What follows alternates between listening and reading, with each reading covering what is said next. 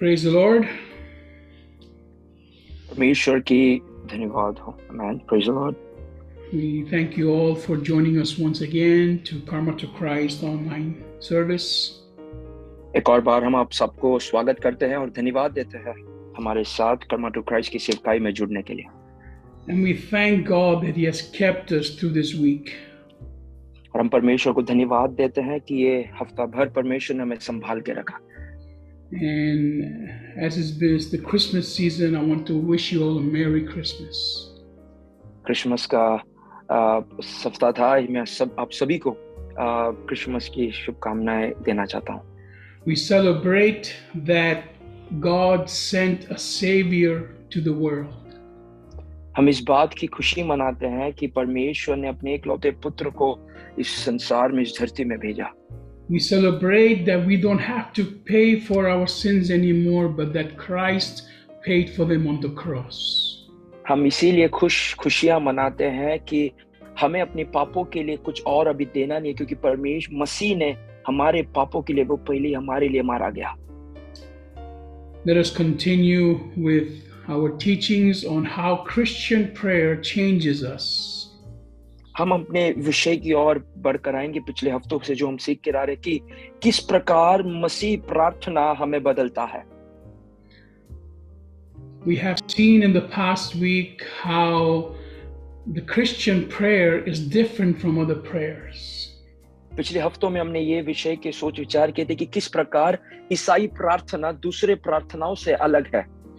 We have seen how there is power in the name of Jesus. हमने ये बात पढ़ी थी कि मसीह के नाम पर कितनी बल और ताकत है. We have understood now that when we pray as Christians in the name of Jesus, the heavens and earth shake. हमने ये बात समझ लिया है कि जब हम यीशु मसीह के नाम पर जब प्रार्थना करते हैं, तब आकाश और पृथ्वी जो है वो जो हिलता है. We have authority in the spiritual. हमें जो है अधिकार है आत्मिक मंडल पर. When we go to God of the Bible to pray, we know that He hears us. जब हम पवित्र पुस्तक में लिखे हुए परमेश्वर से जब हम प्रार्थना और दुआ मांगते हैं, तब हम इस बात का हमें निश्चय है कि वो हमारी प्रार्थना को सुनता है. And we know that every promise in the Bible is true. हम ये बात जानते हैं कि जो भी वायदे वचन में लिखे गए हैं वो सच है. And that we can stand on them firmly. और हम उस वाचा पे, उस वचन पे हम दृढ़ खड़े हो सकते हैं. We have also understood that as we pray as Christians, we can only pray through the Holy Spirit. हमने ये बात भी समझा और पढ़ाई की पिछले हफ्ते में कि हम पवित्र आत्मा के द्वारा प्रार्थना कर सकते हैं. And that everything we do has to be done through prayer. और जो भी चीजें हम अपने जीवन में करते हैं वो प्रार्थना के द्वारा हमें करना जरूरी है. We were made for Jesus Christ. हम यीशु मसीह के लिए बने गए हैं. And we were made through Jesus Christ. हम यीशु मसीह के द्वारा बने गए हैं. And He is the one that holds everything together. और यीशु मसीह है जो सारे चीजों को एक साथ बना रखता है. And we also have understood that God does everything He does for His name's sake. हम ये बात भी पिछले दिनों में हमने समझा कि मसीह सारी चीजें उसके नाम की महिमा के लिए करता है. If God forgives you of your sins, अगर मसीह आपके पापों से आपको क्षमा करता है, if God does not condemn you and punish you the way you deserve to be punished, अगर परमेश्वर आपको डांटता नहीं है और क्या आपको वो दंड नहीं देता है कि जिस हकदार आप उस चीज के हो, it is only because of His name. केवल और केवल वो इसीलिए ऐसा करता है ताकि उसकी नाम की स्तुति हो. Everything that you have is because of His name. और जो भी चीजें आपके जीवन में है वो मसीह यीशु के कारण है. And today we're going to go deeper into the study. आज हम और एक और बार थोड़ी और गहराई में जो विषय में हम विचार करें उसके और जाएंगे. And we have to understand how Christian prayer changes us. और इस बात को हम और गहराई से समझने की कोशिश करेंगे कि किस प्रकार ईसाई प्रार्थना या मसीह से प्रार्थना हमारे जीवन में बदलाव ला सकता है. And the way it changes us is that we learn how to pray for others. और वो इस प्रकार से हमारे जीवन को बदलता है ताकि हम दूसरों के लिए प्रार्थना करना सीख सके। Now, in all religions, people pray. हर एक धर्म में लोग प्रार्थना करते हैं। And yes, people pray for world peace. लोग जो है संसार के शांति के लिए, दुनिया के शांति के लिए प्रार्थना करते हैं। People pray for the poor. लोग गरीबों के लिए प्रार्थना करते हैं। And people pray for many things, and including what they need as well. और जो है अलग अलग चीजों के लिए लोग जो है तरह तरह चीजों के लिए प्रार्थना करते हैं। But in the Bible, we are taught that as believers of Jesus Christ, पवित्र वचन में मसीह की अगुवाई करने वाले होकर हमसे ये कहा जाता है that we can stand in the gap and pray specifically for certain things. हम जो है बीच में खड़े होकर वकालत करते हुए कुछ खास विषयों के लिए हम प्रार्थना करते हैं। There are certain commandments in the Bible that tell us that we have to pray for others. और जो है वचन में इस प्रकार से, पवित्र पुस्तक में इस प्रकार से लिखा है कि दूसरों के लिए खास तौर पर हमें प्रार्थना करना बहुत जरूरी है। Do you know how you know that you have grown in your prayer life? क्या आप ये समझ सकते हो या इस बात अपने आप से ये प्रश्न पूछ सकते हो कि क्या मैं मेरे प्रार्थना जीवन में कितना तक बढ़कर आया हूं? The difference between a mature praying person and a young praying person is this. और वो जो अलगदाई है, जो प्रार्थना में बढ़कर एक स्थल तक पहुंच चुका है और जो प्रार्थना में अभी केवल शुरुआत किया है, इन दोनों में जो अंतर है is that the young one that is praying only prays for his needs, but the one that has matured in his prayer life learns to pray for others. जो अभी प्रार्थना में अपने जीवन को शुरुआत किए है, वो प्रथम अपने जीवन के लिए, अपनी जरूरतों के लिए वो प्रार्थना करता है, परंतु जो प्रार्थना कर एक स्थल पर पहुंचा है, विश्वास में बढ़कर आया है, वो अपनी जरूरतों से ज्यादा दूसरों के लिए प्रार्थना करता है। Let's go to Mark chapter 12. हम मरकोस की सुसमाचार में जाएं, उसके 12वां अध्याय। Let us see what the Lord is telling us here. और वहां पर हम देखेंगे कि मसीह हमसे क्या कहता है। In Mark chapter 12, verse 31, मरकोस उसका 12वां अध्याय, उसका 21वां वचन। here the Pharisees or the people around Jesus are asking him, which is the most important commandment? और यहाँ पर यीशु मसीह के साथ जो थे, जो फरीसी थे, वो ये पूछ रहे हैं कि सबसे बड़ा आज्ञा आप क्या देते हो या क्या कहते हो? Now, first of all, the Lord answers and says the most important commandment, of course, is to love God with everything you have. और परमेश्वर मसीह उनसे ये कहता है कि सबसे बड़ी आज्ञा और बड़ी आज्ञा ये है कि परमेश्वर को अपने पूरे हृदय से तुम उसे प्रेम करो। Says to love him with your heart and with your soul and your mind. और जो है परमेश्वर को अपने सारे मन से, अपनी सारी प्राण से और अपनी सारी बुद्धि से उसे प्रेम करो। And then it says in verse 31, and second is this, you must love your neighbor as yourself. No other commandment is greater than these. और उसके बाद 21वां वचन में मसीह ये कहता है, और दूसरी यह है कि तू अपने पड़ोसी से अपने समान प्रेम रखना, इससे बड़ी और इससे कोई आज्ञा नहीं है। Now, in our prayer life, this has to happen. हमारी प्रार्थना जीवन में ये एक अनुभव होना बहुत जरूरी है। If you only love yourself, अगर केवल आप अपने आप से प्रेम करते हो, then you will only pray for your needs. फिर आप केवल अपनी जरूरतों के लिए ही प्रार्थना करते हो। You will pray for your healing, आप अपनी चंगाई के लिए प्रार्थना करते हो, for your problems to be solved, आपकी परेशानी के हल के लिए आप प्रार्थना केवल करते हो, for the money you need, जो धन की जो आपको जरूरत है, for the job you need, जो काम आपको जरूरत है। and you just show here that you love yourself a lot. और आप ये दिखाने की कोशिश करते हो कि आप अपने आप से बहुत प्रेम रखते हो। Now, there is nothing wrong with that. इसमें कोई गलत बात नहीं है, But the commandment we have here, which is very important, परंतु जो आज्ञा परमेश्वर ने हमें दिया है और जो बहुत ही मुख्य है, is that love others, love your neighbor as you love yourself. और वो ये बताया है कि जो है आप अपने पड़ोसी से इस प्रकार समान प्रेम रखना जिस समान आप अपने आप से प्रेम रखते हो। That means you have to pray for your neighbor the way you pray for yourself. इसका मतलब ये है कि आपको अपने पड़ोसी से इस समान प्रेम रखना है कि जिस प्रकार आप अपने आप से प्रेम रखते हो या अपने आप के लिए प्रार्थना करते हो। You have to fast for your neighbor like you fast for yourself. जिस प्रकार आप अपने आप के लिए उपवास करते हो उसी प्रकार आपको अपने पड़ोसी के लिए उपवास करना है। You have to sacrifice yourself for your neighbor like you sacrifice yourself for yourself. आप अपने आप को जिस प्रकार बलि चढ़ाते हो उसी प्रकार कुछ चीजों के लिए अपने पड़ोसी के लिए भी जो है अलग रखना बहुत जरूरी है। You see, Jesus Christ said that God showed his love by sacrificing his son for us. परमेश्वर ने अपने एक लौते पुत्र को हमें देते हुए उस प्रेम हमारे और जो है वो परमेश्वर ने प्रकट किया। And Christ said that he sacrificed himself for us out of love.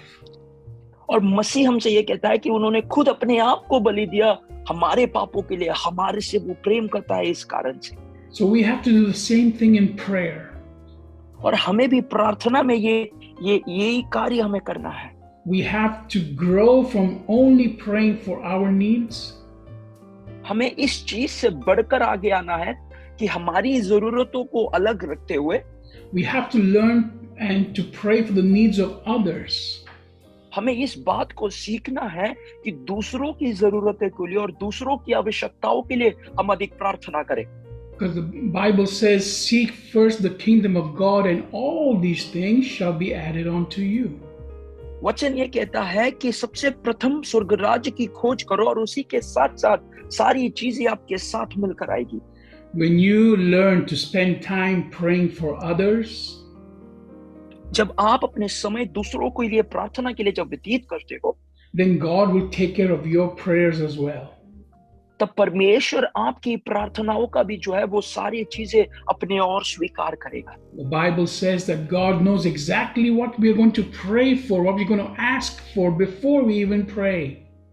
पवित्र वचन ये हमसे कहता है कि परमेश्वर ये पहले ही जानता है आपकी जरूरत क्या है, आप किस विषयों के लिए प्रार्थना कर रहे हो और वो जरूर आपके लिए पूरा कर देगा। He knows you need that job.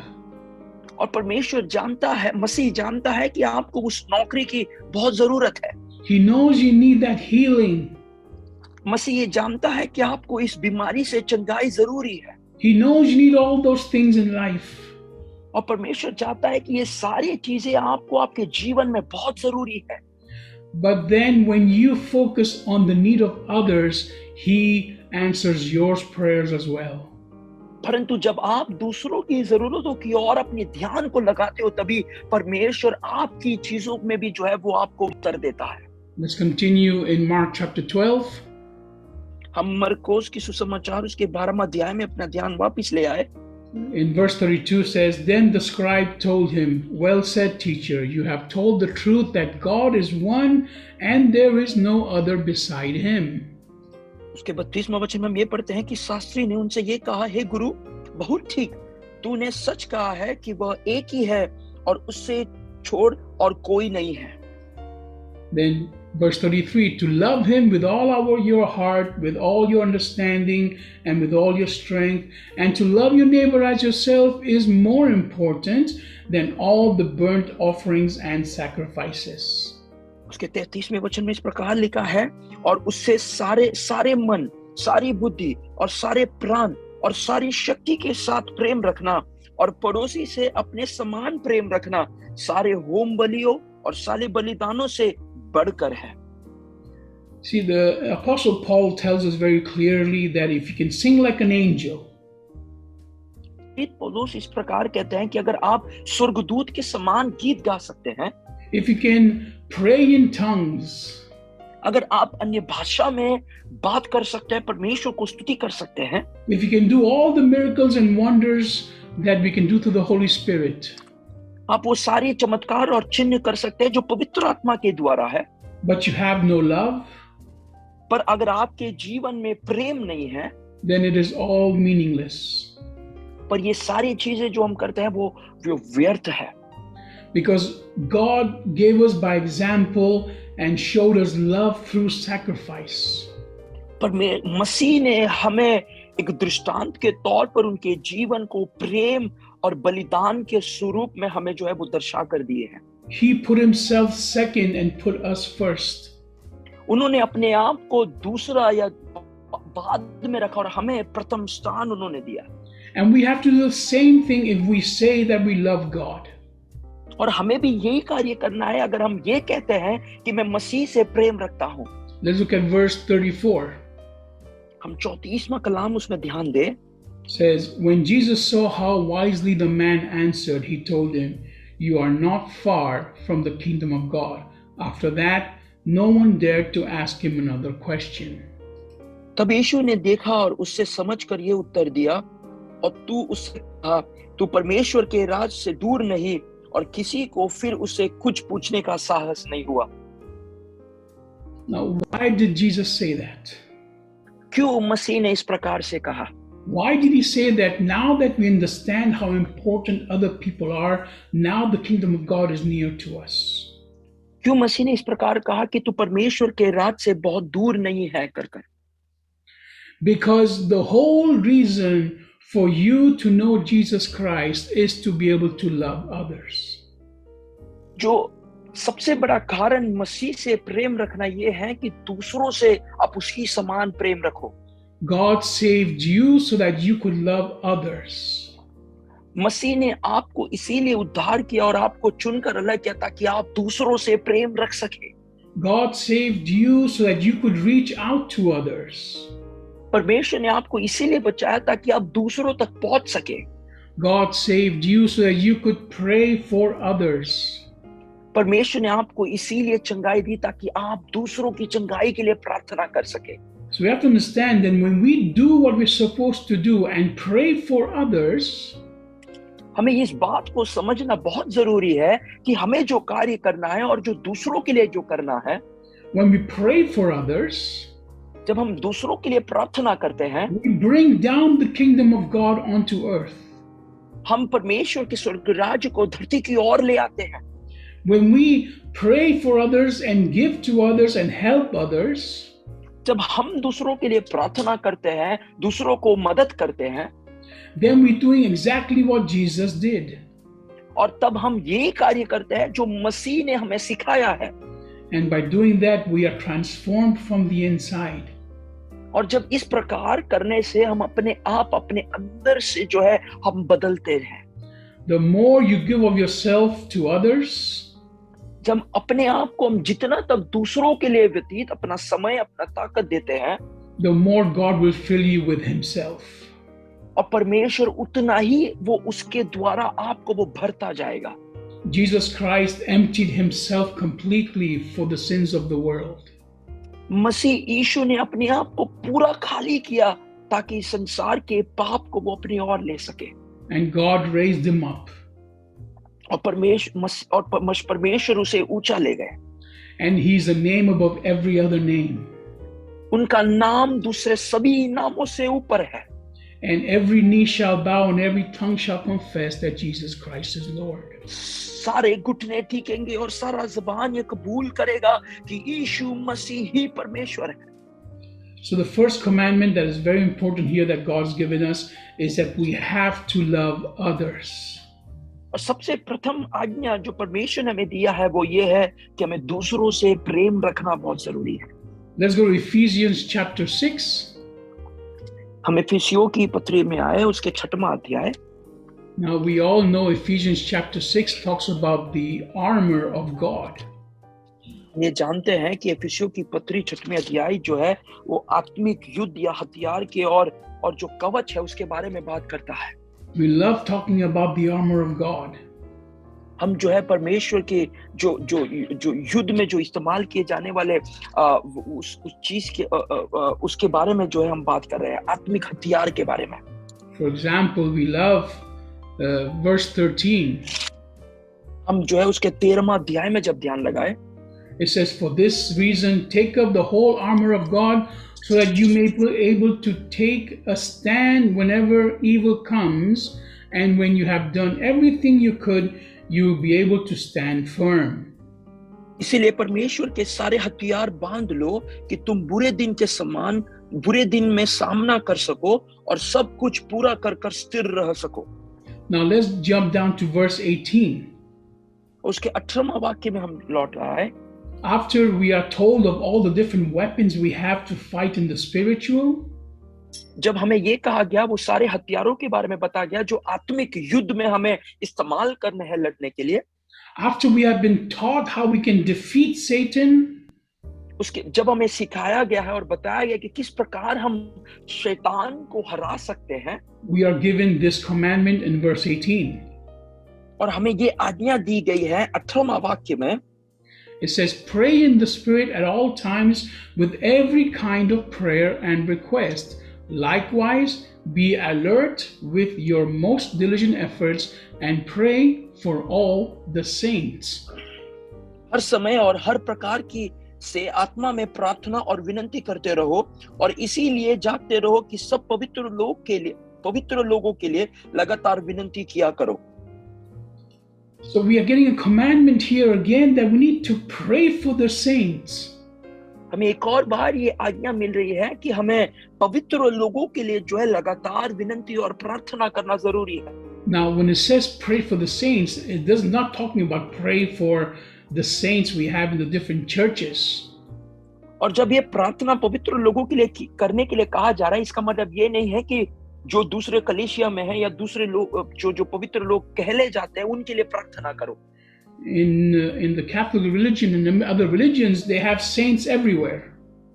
Catholic धर्म में और दूसरे जो ईसाई के दूसरे भाग के धर्म है, उन सब में पवित्र लोग उन्हें अनेक जगहों पर पाए जाते हैं। Even in other religions, people that are spiritual are called saints. और जो है दूसरे धर्म में भी जो है जो पवित्र लोगों को जो है वो लोग जो है धर्मी कर जो है पुकारते हैं। There's a whole list of different things that have to happen for someone to be titled a saint. जो है बहुत सारे चीजों से उनको गुजरना पड़ता है ताकि उनको जो है एक धर्मी व्यक्ति या एक साधु कहलाया जाए। Now, this is man's mind. और ये मनुष्य का बुद्धि है, मनुष्य इस प्रकार सोचता है। This is the way man thinks, and they give qualifications and titles to people. और मनुष्य इस प्रकार से सोचता है और इस प्रकार से लोगों को वो जो है उनकी बुद्धि के अनुसार वो उनको जो है उनके बारे में सोचते हैं और उनके बारे में कहते हैं। They call them saints, they call them spiritual. और वो उन्हें गुरु कर पुकारते हैं या उन्हें कोई भक्त व्यक्ति कर पुकारते हैं। The meaning of saint in the Bible is only one. पवित्र पुस्तक में जो पवित्र लोगों की उल्लेख किया गया है उसका अर्थ केवल एक ही है। Every single person that has surrendered to Jesus Christ is now a saint. हर एक व्यक्ति जो मसीह यीशु के सामने अपने जीवन को समर्पित किए हैं, उस व्यक्ति को पवित्र लोग के समान माना जाता है। Every single person that has been washed by the blood of Jesus is now sanctified. हर एक व्यक्ति जो यीशु मसीह के लहू से उद्धार पाया हो और उसके पापों को उसको धुल गया हो, वो व्यक्ति मसीह यीशु के या पवित्र लोगों की गिनती में जो है वो गिना जाता है। So when this commandment says pray for the saints, जब ये आज्ञा हमें कहा जाता है कि जो है पवित्र लोगों के लिए लगातार विनंती करो, it's saying pray for every believer of Jesus Christ that you know. और ये बता रहे हैं कि वो उन सारे लोगों के लिए प्रार्थना करो जो यीशु मसीह पर विश्वास रखते हैं। Pray for them to grow in their faith. और इनके लिए प्रार्थना करो ताकि वो उनके विश्वास में बढ़कर आए। Pray that they will become stronger and stronger in the knowledge of Jesus Christ. इसीलिए प्रार्थना करें ताकि वो उनके विश्वास में जो है और बढ़कर ऊपर आते जाए। Pray for your leaders. आपको जो अगुवाई करते हैं उनके लिए प्रार्थना करें। Pray for your pastors. आपके पासवान के लिए आप प्रार्थना करें। Pray for those that are serving in the church. जो कलीसिया में विभिन्न तरह की सेवकाई में मदद करते हैं उनके लिए प्रार्थना करें। Pray for those that are with you in church. जो आपके साथ कलीसिया में जुड़ कर आते हैं उनके लिए प्रार्थना करें। Pray for those that you know in your family that are believers. उनके लिए प्रार्थना करें जो आप परिवार में मसीह को जानते हैं, उनके लिए प्रार्थना करें। Pray for your spouse. आपकी अपने पार्टनर के लिए, आपकी पत्नी के लिए प्रार्थना करें। Pray for your children. अपने बच्चों के लिए प्रार्थना करें। Because the word of God says that when you are having children and you are a believer of Jesus Christ, your children are sanctified. वचन ये कहता है कि जब आप परमेश्वर को अगुवाई करते हो, मसीह को स्वीकार किया, आपके बच्चे, आपके संतान मसीह के द्वारा जो है वो अलगदाई में पहुंचते हैं। Doesn't mean they are saved, इसका मतलब ये नहीं है कि वो बच्चे हैं या उनका उद्धार हुआ है, but God can touch their hearts because you are believing Jesus Christ. परंतु परमेश्वर उनके मन को छू सकता है क्योंकि आप मसीह पर विश्वास रखते हैं। They still have to make the personal choice to follow Jesus. पर उनको अपना व्यक्तिगत एक निर्णय लेना जरूरी है कि यीशु मसीह की अगुवाई वो करें। God does not have grandchildren. परमेश्वर को कोई पोते पोती नहीं, He only has children. वो केवल अपने पुत्र और बेटियों को जानता है। You see, I see in the churches how the young people, young men and women, have not learned how to pray properly. मैं वो जानता हूँ, मैं अनेक कलीसियों में गया हूँ और वहां पर मैं ये देखता हूँ कि नौजवान जो पुरुष है या बेटियां है वो सही तरह से प्रार्थना करना नहीं जानते। They are so busy with their work, with their problems, with the things they need. वो अपनी चीजों में, अपने कार्यों में, अपने कामों में इतने व्यस्त रहते हैं That even when they pray, they only pray for their problems. और इसीलिए जब भी वो प्रार्थना करते हैं तो केवल अपनी जरूरतों के लिए और अपनी परेशानियों के लिए वो लोग प्रार्थना करते हैं। But I love it when I see elderly people in the church. परंतु मैं इस चीज में देखकर, ये चीज देखकर मैं खुश होता हूँ जब बुजुर्ग लोग, जब कलीसिया के अंदर जो बुजुर्ग लोग हैं, जब वो प्रार्थना करते हैं, Especially widows. जो है खास तौर पर जो विधवा लोग, विधवा स्त्री है, Because they are the pillars of the church. क्योंकि वो जो है कलीसिया के जो एक गिरजाघर है, जो कलीसिया है, उसके मुख्य या मुख्य पत्थर के समान कहले जाते हैं। They might not be the ones that are preaching. शायद वो लोग प्रचार करने वाले नहीं होंगे, They're not the ones that are up there singing. शायद वो लोग जो है आगे आकर गीत गाते नहीं होंगे, They don't even know how to use a smartphone. शायद उन्हें जो है ठीक तरह से एक मोबाइल फोन इस्तेमाल करने नहीं आता होगा, But they know how to pray for you and for me. परंतु वो ये जानते हैं कि किस प्रकार आपके लिए और मेरे लिए प्रार्थना करना चाहिए। And because of their prayers, और उनके प्रार्थना के कारण the church continues to grow. कलीसिया जो है वो आगे बढ़ता रहता है। I've seen it happen in my personal life. मैंने ये अपने व्यक्तिगत जीवन में भी अनुभव किया है। When I first started training to become a pastor, जब मैं पहली बार जो है एक पासवान बनने के लिए जब मैं पढ़ाई कर रहा था, the church I went to, जो कलीसिया में मैं जाया करता था, there it was the pastor, his wife, and about 7 old widows. और जो है उस कलीसिया में पास्टर, उनकी पत्नी और 7 जो है विधवा स्त्री उस कलीसिया के अंदर थे। 7 or 8 maximum widows. और जो है लगभग 7-8 विधवा स्त्री उस कलीसिया में आया करते थे। And I went there to serve and learn. मैं वहां पर सेवकाई करने और सीखने गया। And these ladies prayed and fasted all the time for the church to grow. और ये 7-8 विधवा स्त्री जो है लगातार अनेक बार उपवास और प्रार्थना करते लगातार रहते थे ताकि कलीसिया बढ़कर आए। And now we have over 100 members in that church. और अभी जो है सबसे अधिक लोग वो कलीसिया में आया करते हैं। And they've opened another church in the town close by as well. और जो है एक और कलीसिया की शुरुआत उन्होंने हमारे एकदम नजदीकी एक शहर में उन्होंने शुरू किया है। Some of those ladies have passed away. उसमें से एक स्त्री जो है पिछले दिनों में जो है वो दुनिया संसार से चल बसी। Most of them have passed away actually. उसमें से अधिकतम स्त्रियां जो है, विधवा स्त्रियां जो है वो इस दुनिया से चल बसे। But the church continues. परंतु कलीसिया आज भी बढ़ रहा है। Amen. आमीन। Thank you, Father. So when we pray for others, जब हम दूसरों के लिए प्रार्थना करते हैं, we bring down God's glory. हम परमेश्वर की महिमा को नीचे ले आते हैं। We bring down His presence. हम उसकी शक्ति, उसकी प्रेजेंस को जो है हम नीचे ले आते हैं। We do what Jesus did. हम मसीह ने जो किया वो हम करते हैं। When the Bible says why Christ was anointed, वचन ये कहता है कि क्यों मसीह को अभिषेक किया गया था। We read that in the book of Isaiah. हम यशायाह नबी की किताब में वो पढ़ते हैं। I think it's chapter 61, if I'm not mistaken. भजन 61 अध्याय है करके मैं विश्वास करता हूँ। Don't go there right now, but there Christ is a prophecy why Christ was anointed. और वहां पर ये भविष्यवाणी लिखा गया है कि क्यों मसीह को जो है अभिषेक किया गया था। It wasn't for him to become famous. और ये इसीलिए नहीं था कि वो इस संसार में प्रसिद्ध हो जाए। It wasn't for him to be honored. ये इसीलिए नहीं था कि उनका नाम श्रेष्ठ हो जाए। It wasn't for him to get all the things he wants in life. ये इसीलिए नहीं कि उन्हें सारा वो चीज मिल जाए जो वो अपनी जिंदगी से चाहते थे। The anointing was there to set the captives free. और वो आशीष और वो अनुग्रह इसीलिए था कि जो बंदित है, जो बंधन में है, उन्हें आजाद किया जाए। It was to heal the brokenhearted. और वो इसीलिए था कि जो टूटे मन से है उन्हें चंगाई दे। It was to preach the good news of salvation.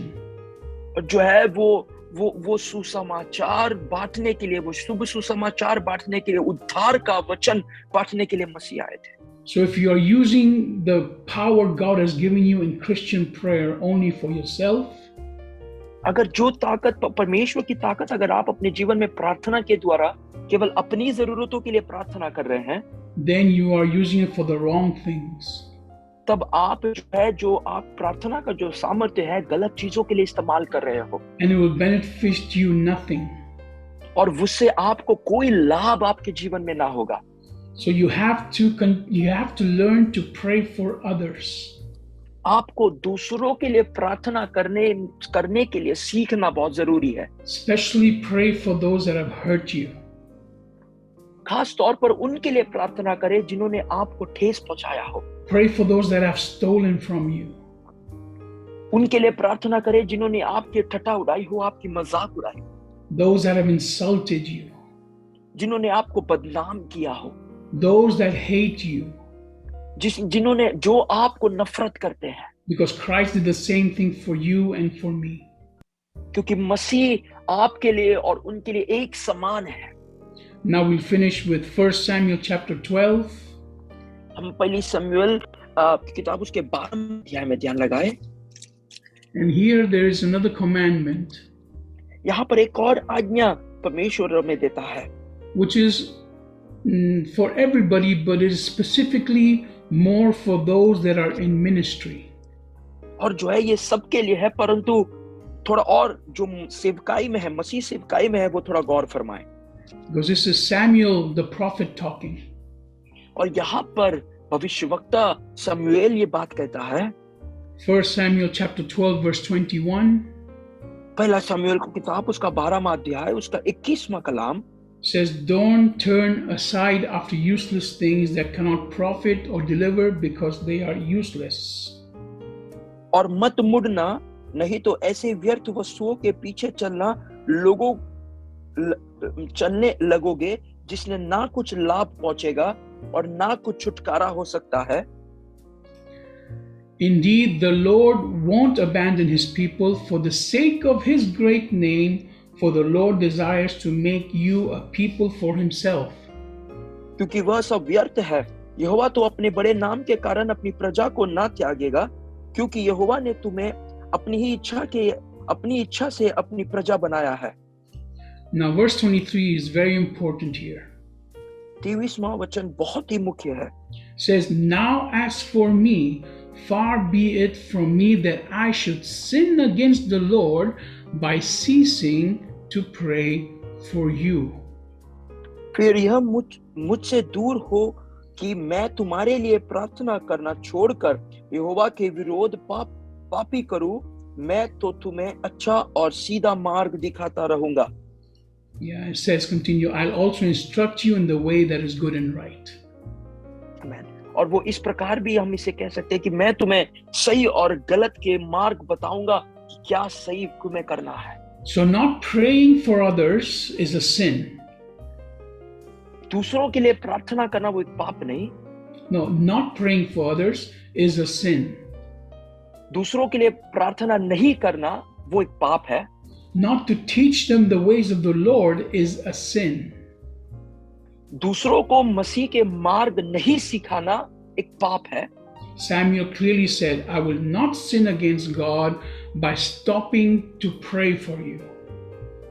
Samuel बहुत ही स्पष्ट तौर पर यहाँ पर कहते हैं कि मैं परमेश्वर से पाप नहीं करूंगा, इसीलिए इस कारण से कि मैं आपको प्रार्थना में याद ना करूं।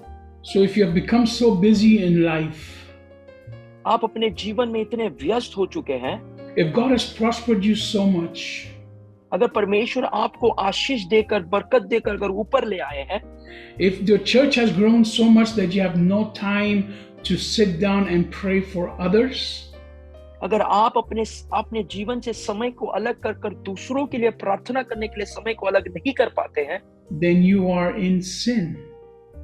तब आप एक पाप कार्य कर रहे हो। You are sinning against God by stopping to pray for others and getting busy with natural things in life. तब आप जो है परमेश्वर से ये पाप कर रहे हो, दूसरों के लिए प्रार्थना करे बजाय आपके जीवन की चीजों में आप व्यस्त रहते हो। Because by not praying for the ones that God has given you to pray for, you are not showing love. जो परमेश्वर आपको उन लोगों से मिला रहा है या जुड़ा रहा है, उनके लिए प्रार्थना ना करने से आप परमेश्वर के प्रेम को उनकी ओर बांटने से आप रोकते हो। You can preach like any preacher. आप प्रचार कर सकते हो दूसरे प्रचारकों के समान। You can do everything in the church that everybody else can do with excellence. आप जो है आपकी काबिलियत के अनुसार दूसरे सेवकाई, हर एक कलीसिया की सेवकाई दूसरे सेवक के समान आप कर सकते हो। But if you're not spending time praying for the people, परंतु अगर आप अपने जीवन में दूसरों के लिए प्रार्थना के लिए समय अलग नहीं कर पाते हैं, then you are not showing love for the neighbor. तब आप जो है अपने पड़ोसी के लिए वो प्रेम जो मसीह ने हमें कहा है, वो प्रेम को नहीं दिखा रहे हो। And if there's no love, there's no meaning in anything you are doing according to God. और जो है परमेश्वर के अनुसार अगर आप प्रेम नहीं करते तो आप जो भी चीज कर रहे हो उसमें कोई अर्थ नहीं है। So this is how Christian prayer changes us. ये इस प्रकार है जो मसीह प्रार्थना हमें बदलता है। It makes us like Jesus Christ. हमें मसीह के समान, यीशु मसीह के समान हमें वो बनाता है। We give ourselves for others. हम अपने आप को दूसरों के लिए देते हैं। And we do this by praying for them. और हम ये इस प्रकार करते हैं ताकि हम दूसरों को प्रार्थना कर हम उस प्रकार पहुंचते हैं। We do this by serving others. हम दूसरों की सेवा कर ये करते हैं। We do this by sacrificing ourselves for others. हम अपने आप के बलिदान के द्वारा हम दूसरों के लिए कार्य करते हैं। So pray for your neighbor. इसीलिए अपने पड़ोसी के लिए प्रार्थना करें। Pray for the other believers that you know. दूसरे विश्वासियों के लिए प्रार्थना करें जिन्हें आप जानते हो। And pray for the ones that God has given you to pray for. और उनके लिए प्रार्थना करें जिन्होंने परमेश्वर ने खास आपके लिए दिया हो। Let us pray right now. हम साथ मिलकर अभी प्रार्थना करें। Father, I thank you for this word. पिता, इस वचन के लिए मैं आपको धन्यवाद देता हूं। Father, thank you for reminding us once more that we have to pray for others. स्वर्गीय पिता, हम धन्यवाद देते हैं कि हमें एक और बार इस बात की याद दिलाने के लिए कि हमें दूसरों के लिए प्रार्थना करना बहुत जरूरी है। Thank you for reminding us that you have chosen us to set others free. हम धन्यवाद देते हैं आपको कि ये बताने के लिए कि आपने हमें चुना है ताकि हम दूसरे अनेक जो बंदित है उन्हें आजाद कर सके। I pray right now मैं अभी इसी समय प्रार्थना करता हूँ for every single person that I have spoken to about Jesus Christ. वो हर एक व्यक्ति के लिए मैंने जिनसे यीशु मसीह के बारे में बताया, That your Holy Spirit will go now and touch their hearts once more. पवित्र आत्मा अभी इसी समय निकलकर उनके मन को छुए। That they will be reminded, Father, of how far they are from you. और तब इस बात का उन्हें समझ आए कि वो कितना तक मसीह से दूर है। Father, I pray for the saints, for the other believers that I know. परमेश्वर मैं उन पवित्र लोगों के लिए प्रार्थना करता हूँ जो दूसरे जो विश्वासी लोग हैं उनके लिए मैं प्रार्थना करता हूँ। I pray that you will strengthen them right now. मैं प्रार्थना करता हूँ कि आप अभी बल और शक्ति दें, that they will go to the next level with you, Jesus Christ. वो दूसरे कदम पर दूसरे तल तक पहुंचे आपके साथ मिलकर। And Father, I pray right now for those that you have given me to pray over. परमेश्वर मैं उन लोगों के लिए प्रार्थना करता हूँ जिनको आपने मेरे और सौंपा है प्रार्थना करने के लिए। Those that are helping me in the ministry. मैं उनके लिए प्रार्थना करता हूँ जो मेरे सेवकाई में मुझे मदद करते हैं। Those that are part of the flock that you have prepared for me to teach. परमेश्वर मैं उनके लिए प्रार्थना करता हूँ जिन्होंने आपने मेरे लिए रखे हैं, जो मेरे साथ सीख कर बढ़कर आते हैं। Father, set them free right now. परमेश्वर मैं प्रार्थना करता हूँ कि पिता आप उन्हें अभी आजाद कर दें। Fill them with your Holy Spirit like never before. परमेश्वर पवित्र आत्मा के द्वारा परमेश्वर आप उन्हें भर दे। And reveal to them the hidden secrets of your word. और परमेश्वर उन्हें गुप्त चीजों के बारे में, गुप्त वचनों के बारे में उन्हें आप बता कर दे। I ask you these things in the name of Jesus. यीशु मसीह के नाम पर मैं ये मांगता हूँ। Amen. Amen, amen, amen. Amen. God bless you all. परमेश्वर आप सबको आशीष करे। If you want to receive Jesus Christ into your heart, do contact us.